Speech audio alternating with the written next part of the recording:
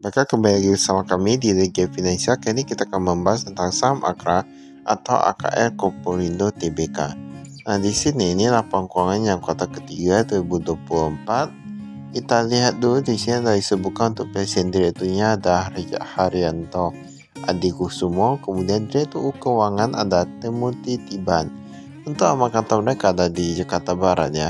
Jakarta Barat, tepatnya di Jalan Panjang nomor 5. Nah, Kebun Jeruk ya di Jakarta. Kita lihat laporan keuangan kali ini nilainya itu dia ribuan. Ini ribuan tapi betul itu dia rupiah aja. Nanti dikasih saja dengan 1.000 rupiah untuk kas dan setara kasnya. Nah, ini agak sedikit menurun, di mana dari 6,5 triliunan sekarang menjadi 4 triliunan. Kemudian ada piutang usaha, oke. Piutang usahanya meningkat yang pihak ketiga, pihak bawah sedikit aja masih tergolong bagus sih. Kita lihat persediaan dari 3,1 triliunan sekarang menjadi 1,6 triliunan. Berarti kalau lebih berkurang sekitar 1,4 hingga 1,5 triliunan. Kalau kita lihat di sini, total aset lancarnya ini berkurang juga. Tapi ada hal yang cukup menarik, yaitu persediaan tanah kawasan industri. Dari 1,6 triliunan menjadi 3,5 triliunan. Nah, itu berarti kan dia meningkat sekitar 1,9 triliunan dia. Ini cukup bagus. Oh, ini kita lihat ya. Ini persediaan tanah tadi kan untuk kawasan industri kan meningkat. Ini yang untuk pengembangan kawasan industri untuk pengembangan. Dia malah menurun juga.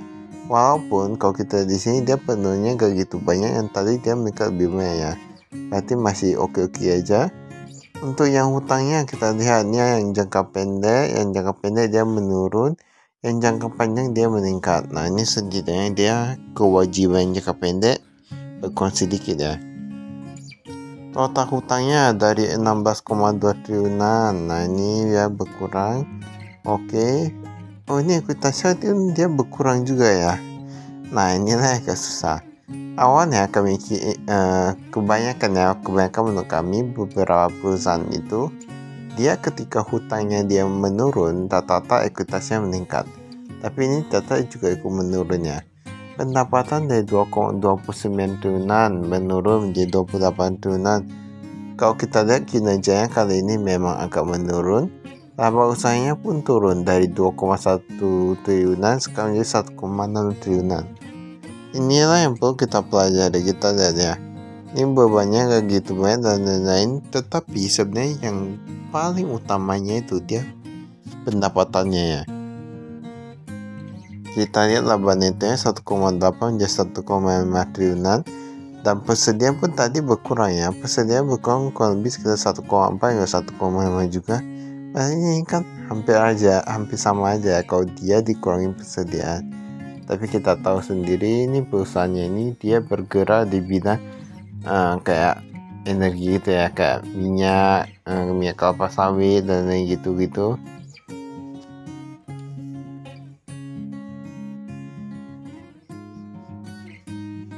Ini harus kas dari aktivitas operasional.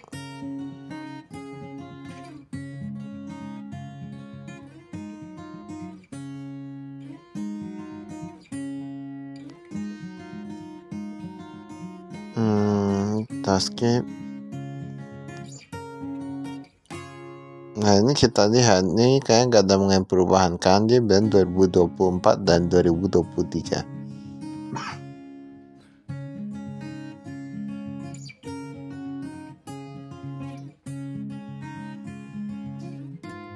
Nah, ini kita lihat di sini. Ini ternyata kalau dilihat di sini ini ada perusahaan baru, yaitu yang di Singapura ya. Di Singapura yaitu Chemical Petroleum International. Nah, kemudian ada perusahaan baru lagi yang satu di Surabaya. Kita lihat nih yang di Singapura ini dia di bidang perdagangan, sedangkan yang untuk yang di Surabaya itu di bidang pengembangan. Kalau kita lihat dari sini ya, ini berarti perusahaannya ini dia kemungkinan penjualan bisa meningkat ya, karena dia sudah mulai masuk. Biasanya orang-orang itu dia bangun kantor pusat di Singapura untuk perdagangan internasional. Nah, ketika mereka sudah bisa masuk ke perdagangan internasional, otomatis penjualan bisa meningkat ya. Walaupun begitu perlu dia juga untuk persediaannya. Kalau persediaannya dikit mau go internasional kan susah juga ya. Nah, jadi mereka harus menerapkan prinsip pembangunan keberlanjutan gitu ya. Jadi banyak mereka persediaan selalu ada dan mereka bisa ekspor izin-izinnya. Semua bisa diurus sertifikasinya. Itu ada sertifikasi itu kalau mau apa untuk kualitinya. Ini ada rupiah, ada US dollar. Nah, sekarang rata-rata menurun ya cashnya. Kemudian kalau kita lihat deposito berjangka, dia agak sedikit meningkat gitu ya, tapi kayak gitu banyak sih peningkatannya.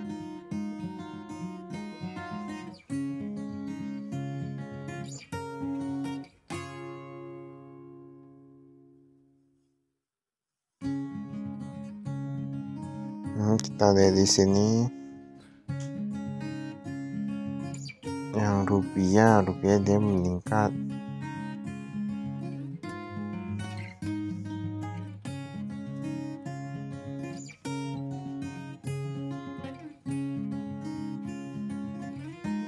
Ini piutang usaha ya, piutang usaha pihak ketiga ini dia meningkat, sedangkan pihak berhasil dia kayak gitu banyak sih.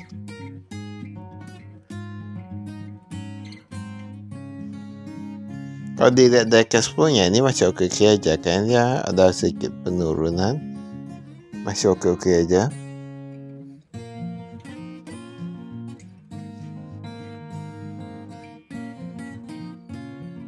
Piutang lainnya ada piutang karyawan, dia menurun sedikit dan lain-lain. Ini ada persediaan. Kita lihat persediaan yang paling banyak itu yang penurunannya dia banyak di barang jadi. Nah, ini yang cukup susah. Kalau barang jadinya menurun berarti kan harus diproduksi lagi. Kecuali kalau tadi bahan baku dan tinggal beli, jadi semua itu ada step by stepnya itu ya. Kita perlu lihat juga. Dan memang beberapa perusahaan setahu kami persediaan untuk yang minyak kelapa sawit dan lain gitu dia agak sedikit berkurang ya. Masih tetap juga bisa dari sini.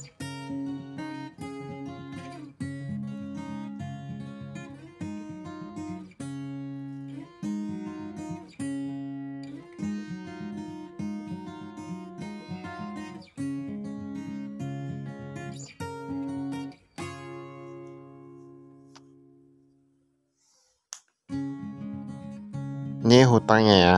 Kalau kita lihat di sini hutangnya ini masih oke-oke aja ya. Dia hutangnya masih oke-oke aja. Ini malahan tergolong bagus sih kalau untuk hutangnya.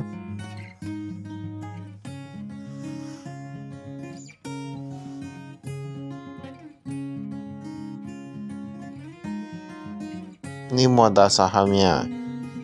Nah, ini mereka cara penulisannya ini cukup bagus ya untuk kami ya. Ini kita bisa langsung lihat mana yang meningkat dan mana yang menurun. Ini ada Haryanto di Kusumo. Dia meningkat sedikit. Lalu ini rata-rata agak sedikit meningkat sih. Kayak PT Anta Kencana dia meningkat juga. Kemudian Sugianto meningkat juga. Nah, Mary Sophie, Neri Poli semua rata-rata meningkat ya. Ini berarti semua rata-rata pecah, entah karena ada perusahaan baru di Singapura. Nah, kita gak ada yang tahu ya. Tapi seharusnya kalau dia dari sini berarti kepercayaan dari pemegang saham ini cukup tinggi terhadap AKR ini.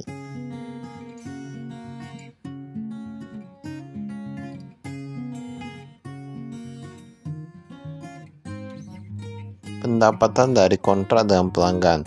Dan dia perdagangan dan distribusi bahan bakar minyak. Pihak bahasa agak sedikit. Nah, ini atau pihak ketiga oke, cukup bagus. Jasa logistik biasanya ada yang dari sendiri ya dan dari orang lain sih.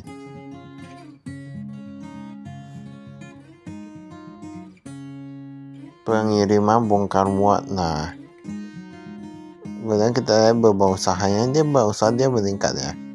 Dia yang gaji, upah dan kesejahteraan dia meningkat, soal tetap meningkat.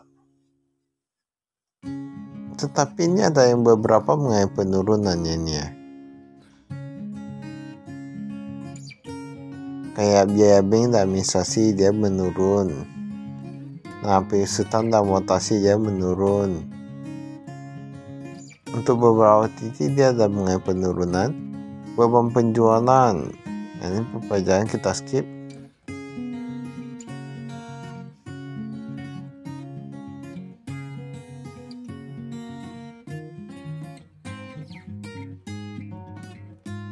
Estimasi tagihan pajak penghasilan.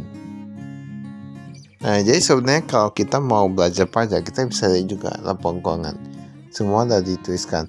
Ini apa nih? Tingkat kenaikan gaji 3-7%. Wah, ini sebenarnya kalau menurut kami ini kuadrat 3 ini ya, 3%. Tapi sebenarnya tenang saja. Mengapa bisa begitu? 3% ini bukan berarti dia untuk gaji karyawan, bisa jadi untuk gaji direktur ataupun top manajemen. Jadi misalnya kalau gajinya udah 10 miliar ataupun gajinya kita bilang ratusan juta meningkat 3% aja udah 30-an juta. Udah 3 jutaan ya. Nah, itu berarti kan dia apa? Dia udah cukup tinggi. Nah, jadi bukan berarti kalau 3% itu berarti gajinya kecil. Kita perlu lihat juga itu untuk yang manajemen, yang top manajemen atau middle atau lower atau low management. Dan jadi semua itu kita perlu ketahui, kita perlu kaji. Tapi seharusnya untuk top management sih itu 3% tadi.